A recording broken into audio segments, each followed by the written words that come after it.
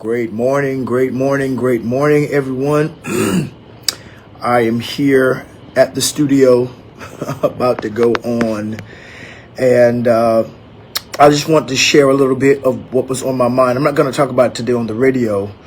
I'm doing a particular radio series about attacking the mentality of poverty on the culture call. Excuse my voice. I'm having morning sinus issues, but it'll be okay. But I wanted to get on just a moment to share just a piece, and I mean a little piece of my heart with regards to the moment that we live in.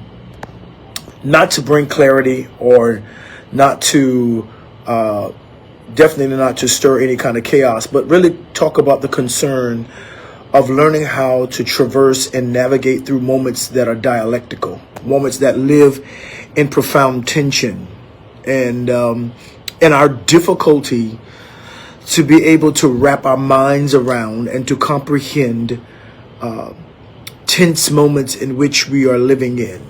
I think for me, as not just an ecclesial theologian, but a public theologian as well, I had to learn how to navigate what I felt God and the church and all of these other things were in with regards to church proper, and then life outside as a praxis of Christian value and perspective as we live in the world, in the culture, in the society. And one of the things that Christians most particularly have a very great deal of difficulty in doing is learning how to navigate the tensions with regards to society. It's important for us to be able to come to a particular articulation of how should we feel and how should we move and what should be our consciousness, our thought in the moment. And I think it is very important that we have conversations like that before we get to moments like this, right? But because we are so afraid of being castigated or labeled or named someone who is perhaps heretical or insensitive, or, because we live in polars in this country. We live in polars in this country, and it's not a new iteration. It has always been this against that. That's basically how the country has run, and if we tell the truth, how it has survived for almost 250 years. It's just that kind of 300 years basically, and I think it's very important for us to begin to have conversations, intellectual conversations about matters of this nature, especially in what happened in our country on yesterday. That there is a tension for the believer, for the Christian, because, as again, everything in this country is on sides. You have liberal, conservative. You have those who believe this way, those who believe that way. And when life happens, we don't look at it through the reality of objectivity. None of us do. Good morning, Dustin. None of us look at it through the through objective lens, where our lens are shaped by who we listen to, right? Our lenses are shaped by who we listen to, and that listening to causes us who we listen to gives us how to see a thing, and that lens causes us to lean in a certain way, right? So our listening gives us a lens, yes, and we see a certain thing, we lean a certain way, a perspective, a perception, a particular consciousness. And that leaning causes us to learn in a certain way, right? And that's something very interesting, because it is the defense of how we have learned, or what we have learned, and how we lean and how we see, that often makes these moments in our country very, very difficult. Because when we take an epistemological view, when we take it that direction, then the issue is Epistemology is the study of knowledge. It is how we come to know, how we have experienced the world and experienced life, that we come to know certain things. Because how we come to know is how we come to define, how we come to navigate, right?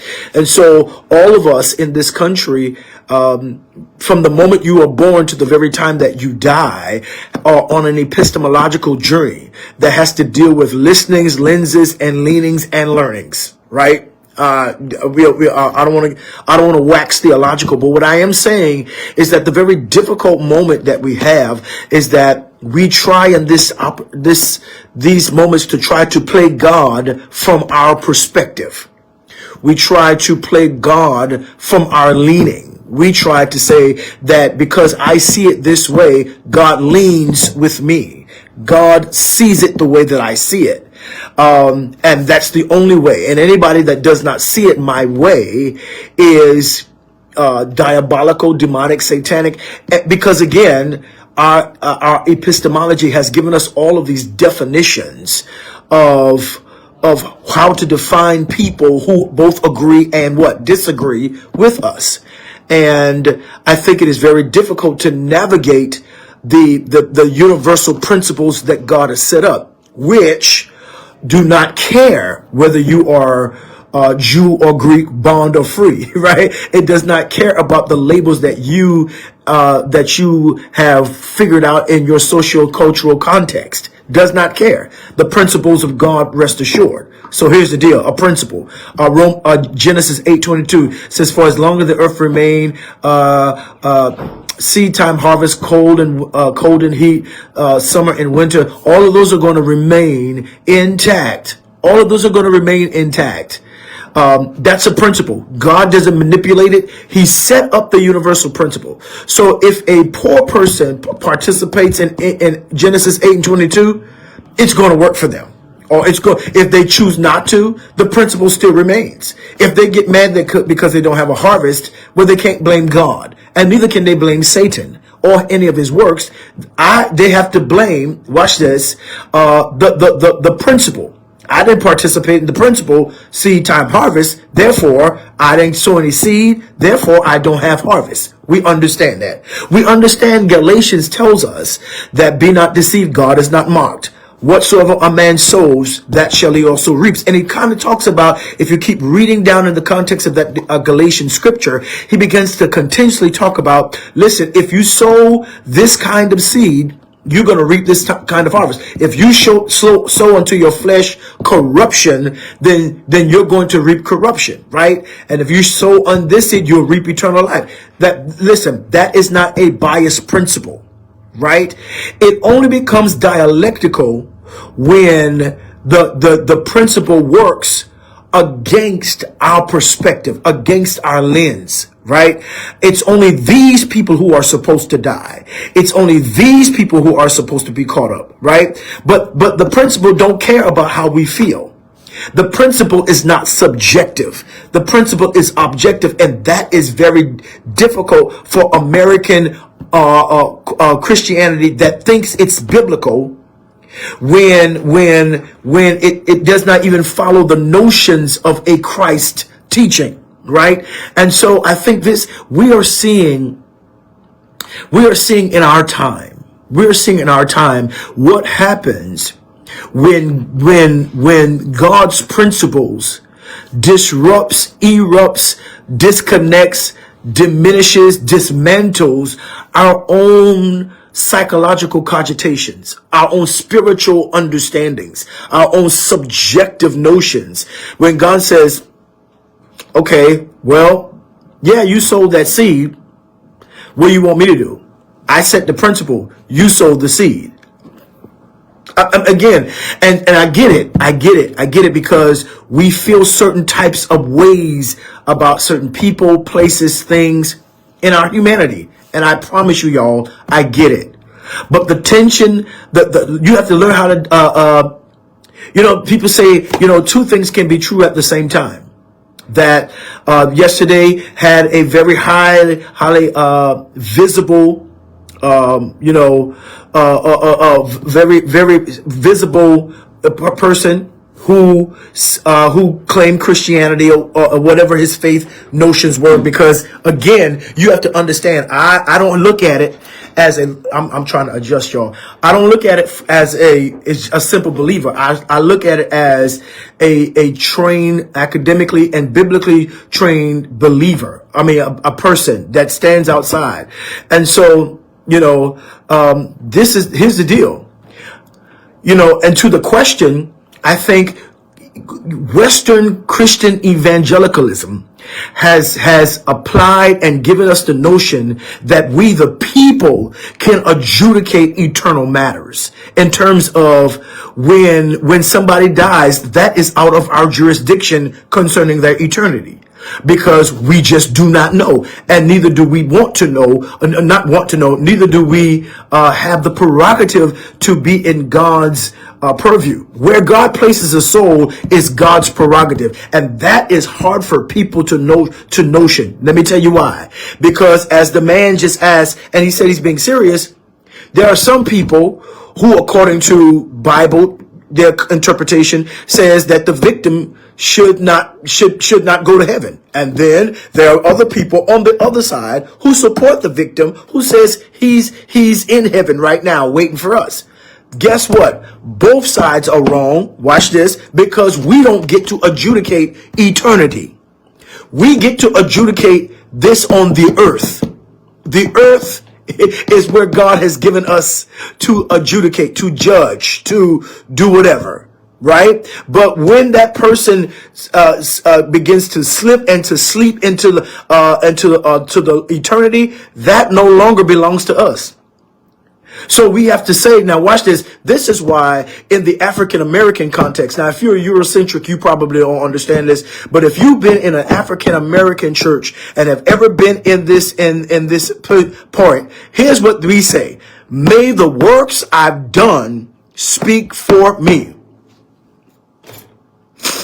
When I'm resting in my grave, oh, I love our ancestors, and there's no more that can be said. May the works I've done speak for me. I don't care how much the preacher tries to put that person who is a mass murderer in heaven, right? May the works I've done speak for me. That is a dialectic, because no matter how much we wish a particular thing, or how we desire a particular thing, or how we subjectively assert a particular thing, may the works I've done speak for me. That is hard. That's going to be hard in the days to come, because there are going to be those on the left and on the right who are conservative and liberal to use this tragedy, because it is now in real time, in human time, it's a tragedy. And I'm going to go back and talk about that they will use this as a Pyrrhic victory, as a victory that cost a lot, but it's going to be worth a lot on both sides. So both sides are going to manipulate it. Both sides of the political aisle are going to manipulate it, right? And it's already being done. I don't know. I don't even know if the corpse is cold yet, but it's already being done. What I'm saying, whether that man he's deemed a martyr by some, and is deemed a pariah by others. And here's the deal: none of us control eternity.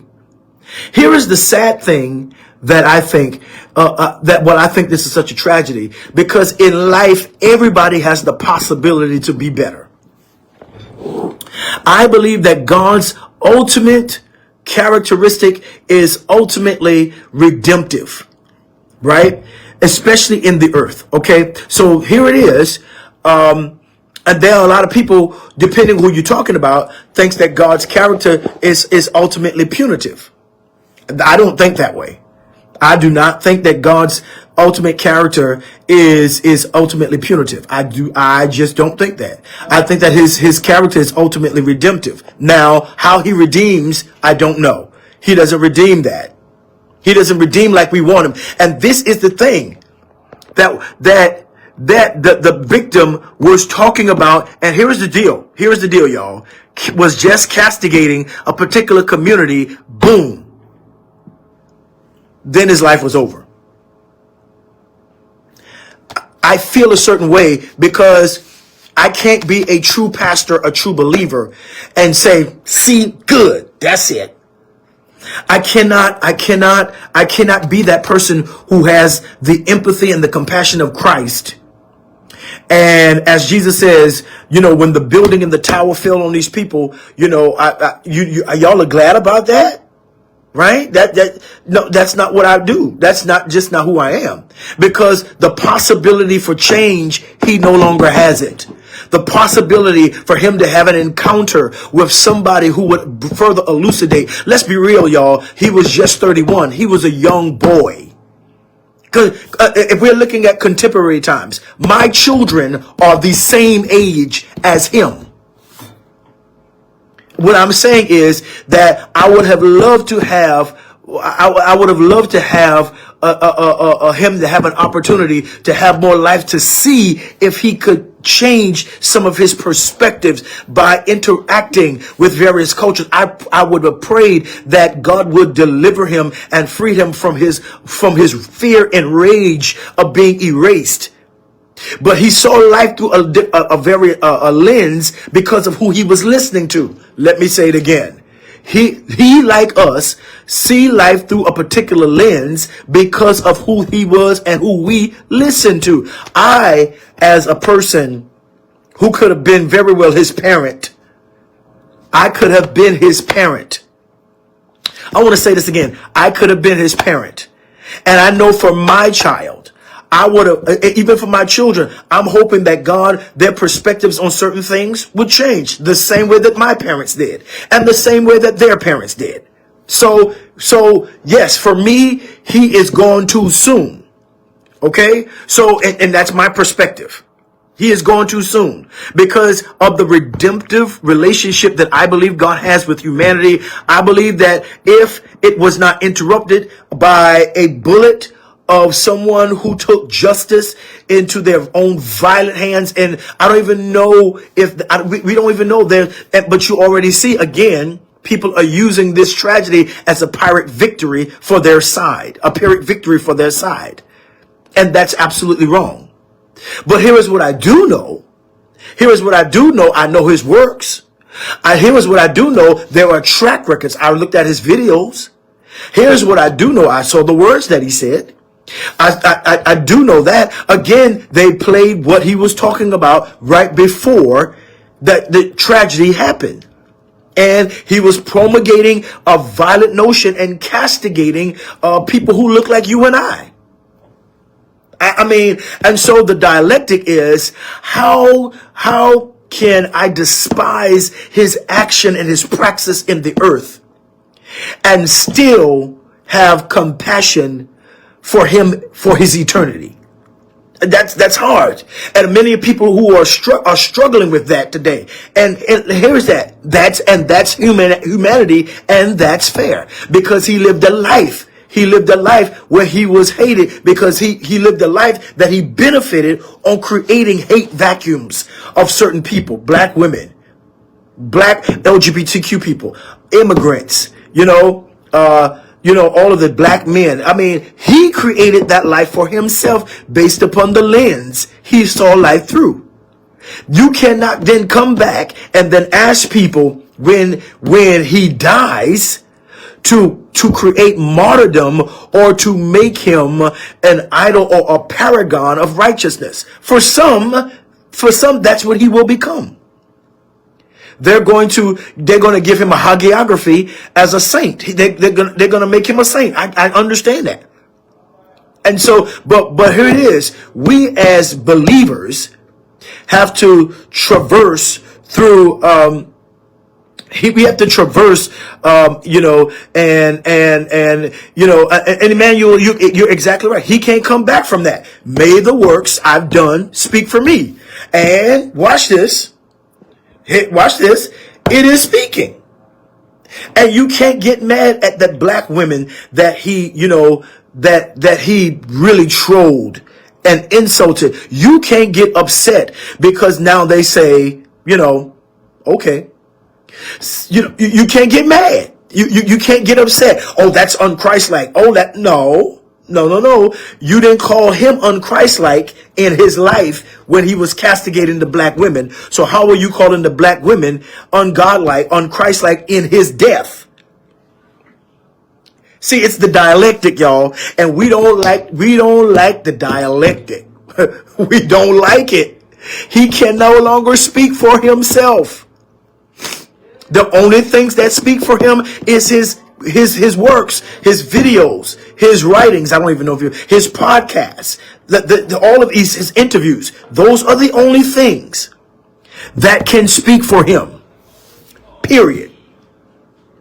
And if you did not hold him to a godly standard, if you didn't say to him when he was living and call him and say, now wait now. That's how you're saying it. I agree with him as your conservatism, but how you're saying it and you castigating another human being as if they are not all possessors of the Imago Dei, that is absolutely wrong. If you didn't do that then to him, to help him correct and clean up his lens, then don't come now at his death and make him some kind of monumental figure. Don't do that, because you have failed at the dialectic. Period. And I wish I didn't have to get on this radio right now. I might come back later. But there needs to be a navigation. And y'all, hear me. Hear my pastoral heart. It's difficult. It's difficult. It's difficult. You know, see, if you couldn't be sensitive to George Floyd and this family, and you said, well, he was this and he was that and he was that and all of this, and you couldn't connect that he had a daughter, he had family that loved him. If you couldn't connect it then guess what? Do the same now. You know? And that is that is the traversing through the dialectic. That is hard. That is hard. And one of the things that God has given me to do is be a truth teller. And I haven't taken any sides. You know, I had this African brother that came on my post, and I had to eventually block him, because what I'm not going to do is go back and forth with Christian national ignorance. we're not doing that. I don't have the bandwidth. I am